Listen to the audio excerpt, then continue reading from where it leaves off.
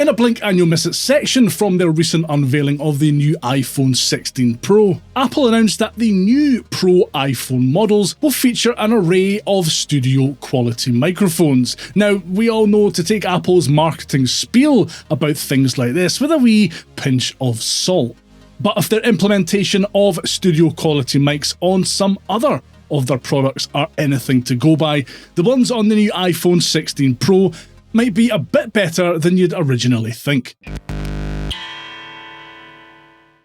I don't have an iPhone 16 Pro here, they haven't been released as of the making of this video, and my modest wee iPhone 13 is still chugging along quite nicely, so I won't be lining up on day one to grab one either. I do have the 6th Gen M2 iPad Pro though, which sports 5 studio quality microphones. In apps like GarageBand and the voice recorder, you can't specify which of these microphones the iPad will use to record you. It defaults to the pair of stereo studio quality mics on the top next to the camera. In Logic Pro for iPad though, you can select between one of the 5 different microphones. I went for the cardioid microphone here that's situated on the front of the iPad, as this gives the most stereo microphone-like recordings. Other options include the sub-cardioid microphone situated on the back of the iPad. I have it situated in the I like to say the word situated apparently. I have it in the Magic Keyboard at the moment, so this might sound quite muffled as the back microphone will be covered. I still have the 600 quid's worth of Zen Quadro audio interface that Antelope Audio sent me to review, and a rather tasty Rode NT1 condenser microphone. That's about as pro as my setup gets in this little home studio, so let's do an incredibly unscientific comparison between the studio quality microphones on this iPad Pro, my semi-pro home studio setup, and what the hell, we'll throw in my iPhone 13 as well, as it represents Apple's current on-phone microphone setup.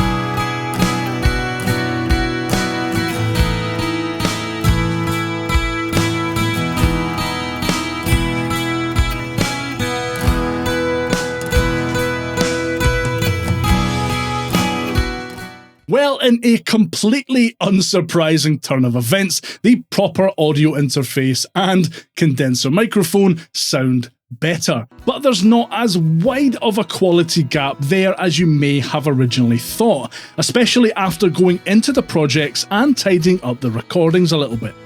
The iPhone 13 mic is definitely not studio quality, but definitely not dreadful or unusable either. Do Apple mean for these new mics in the iPhone 16 Pro to replace a professional recording setup? Of course not. But for things like capturing samples on the fly or recording ideas through voice notes, which is also getting a hefty update, check out Pete John's video on that. I'll link to it down below the like button. It's definitely a worthwhile new feature. Let me know your thoughts on Apple's on-device mics down in the comments, and if you found this video helpful, give that like button a good hard slap on the way past. I really appreciate it, and it helps more people see this video. As good a proposition as these new studio quality microphones are on the iPhone 16 Pro, you don't need the latest shiniest model to be able to capture some incredible sounds and use them as samples in GarageBand. For more info on how that works, watch this next.